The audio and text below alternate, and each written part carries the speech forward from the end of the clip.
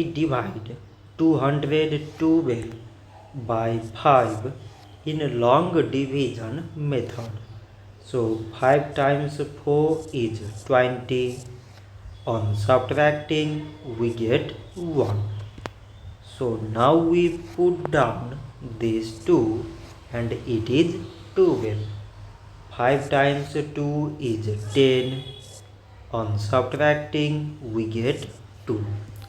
So now there is no any other number to put it down.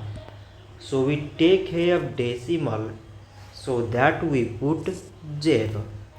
So it is 20 and 5 times 4 is 20. On subtracting we get 0.